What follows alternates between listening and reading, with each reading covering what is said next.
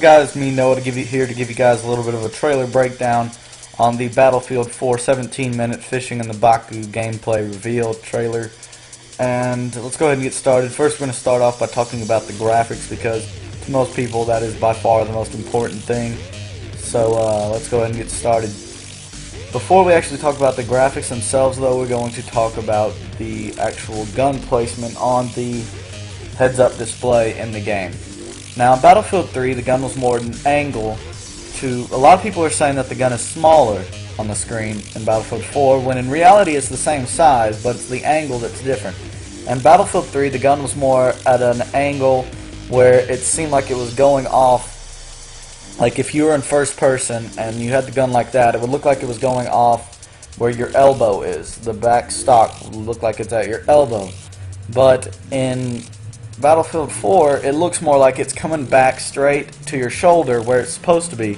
If you know anybody who's in the military, they'll tell you that's the proper way to hold the gun, and you can't just have it resting off to the side. You gotta have it even when you're walking. You gotta have it at the ready, like they're in the war right now and they're in a battle. You know, you gotta have your gun at the ready, so they have it in their shoulder now, and you know that provides a little more realism. That provides a little bit better look to it. It just looks nicer.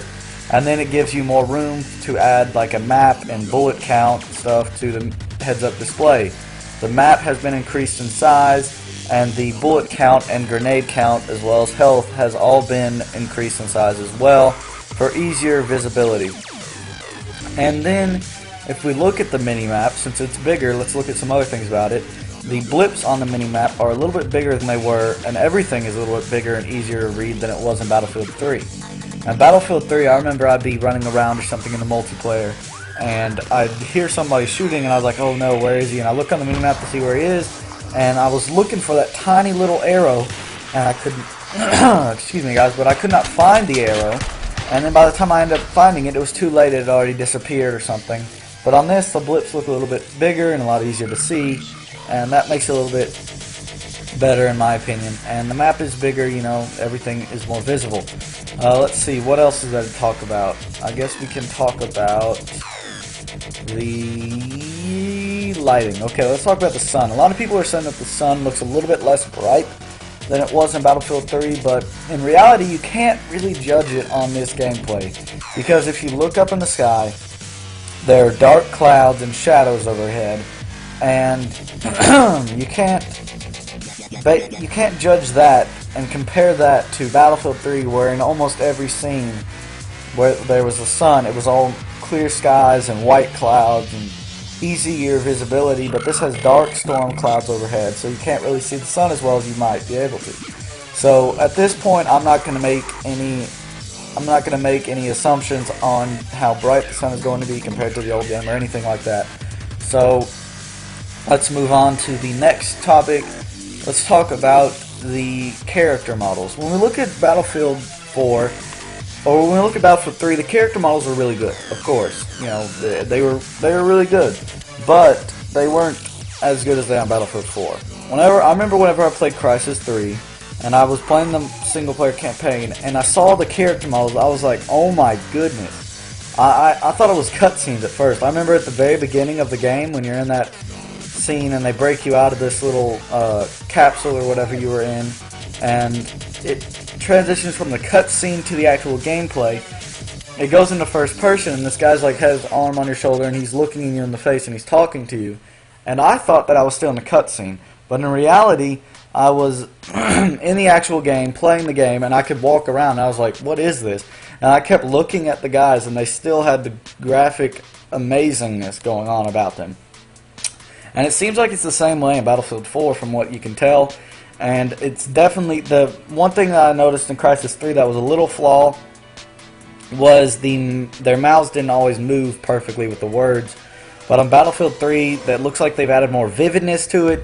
It just looks a lot better in my opinion, and I am definitely looking forward to that because I think that's going to be awesome.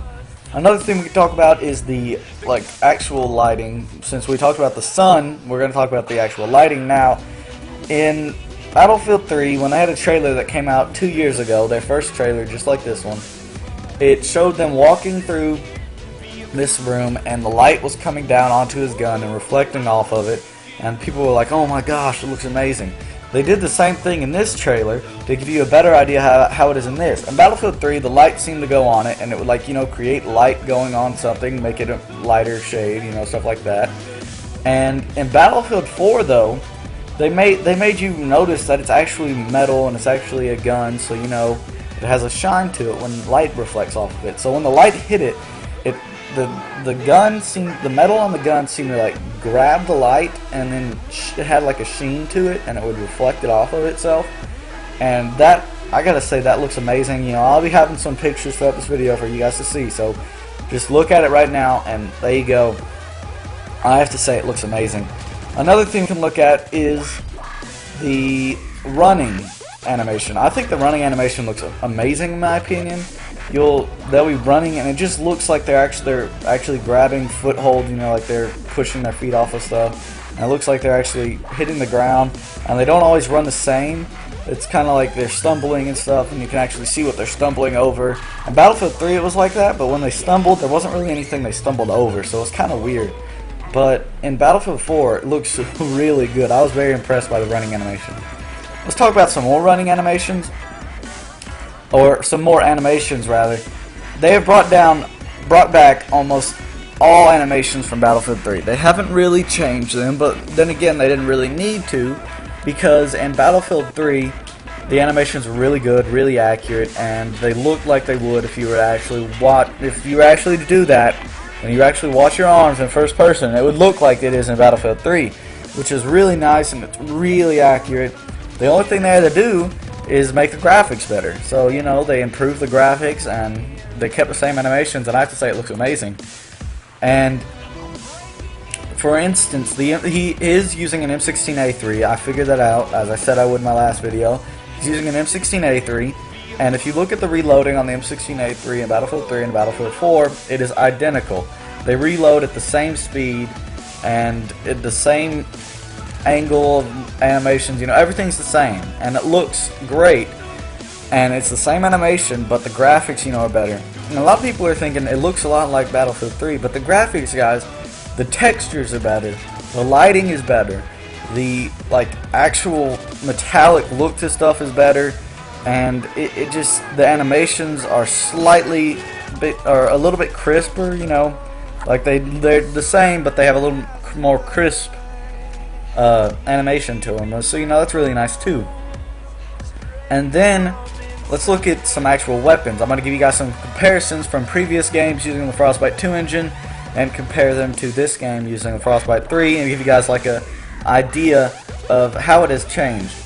For instance, first off, he has an M16A3 with an M145 3x scope, which is one of my preferences when I'm using the M16. If you watched from my last gameplay, I was using that. It's just a really good setup to me. And then the ability to add the 45-degree mounted iron sights makes it even better, because I love that scope, but sometimes in close quarter situations I'll just hip fire, because zooming in with that scope can sometimes be difficult in close quarter situations.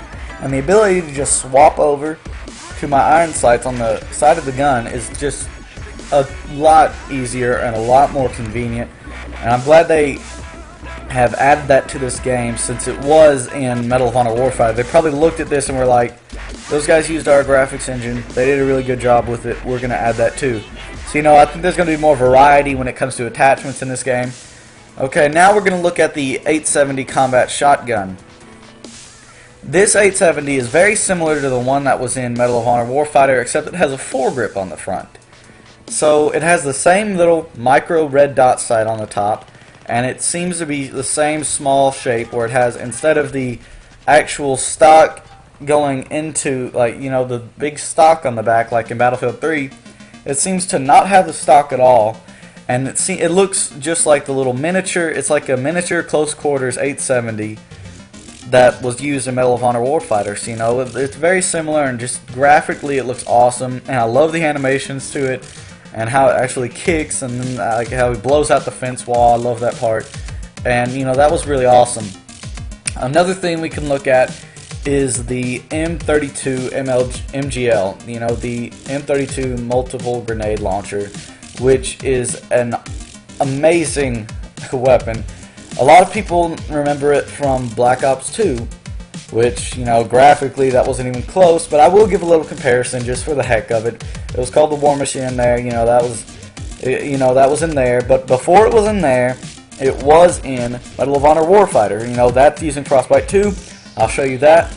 And, you know, just as you can see, the graphics are just phenomenal on it. I love the reloading. In Medal of Honor Warfighter, I don't remember exactly because I never really paid attention. But in Medal of Honor Warfighter, the reloading just didn't look as crisp, and it just didn't look as awesome as it does. Just the simplest way I can put it is it didn't look as awesome. And this game, sorry guys, I'm a little sick today, so, you know, excuse my coughing, but he seemed to be, he has it in his palm, and he pushes it in with his palm, and then turns the wheel with his palm, and pushes another one, and then turns it, and pushes another one, and turns it. And I thought that was a really cool animation, in my opinion. You know, some of y'all may not really care as much, but I think it was a really cool animation, and I really did like that. Another thing we can look at is I guess we can look at the little 50 cal that he got on the Jeep. You know, that I thought that was awesome because, like, the recoil, I remember the recoil in Battlefield 3 was, like, you know, it was really good, but it was just like an LMG. It didn't really have that 50 cal feel to it, in my opinion. And now, it was like jumping him back and forth, and he was, like, you know, getting jounced around by it, and, you know, that was a really cool. I like the way the 50 cal was, you know, and graphically, of course, improvement. And then here we got a little screenshot right here as he's sliding down as the building is being destroyed. You know, you notice that, you barely notice it, but it says press B, I guess it was, I don't even remember, press R or something like that, to pick up the AK-971. And oh my goodness, guys, I'm bringing it back. Honestly, I don't care, but I know a lot of you people out there who like to take advantage of overpowered weapons will like that. But, you know, me, I'm just good with the M16 that he had the whole game. But, you know, that's really awesome, guys. I'm definitely looking forward to the game. Graphically, it looks amazing. You know, I'll get a little bit more, I'm sure I'll have a little bit more comparisons here and there throughout this video that you guys would have noticed. And, you know, just, I hope that gives you guys a little bit of an idea of how the graphics are going to be. So, be sure to rate, comment, and subscribe. You know, smack that like button. And see you guys in the next video. Peace.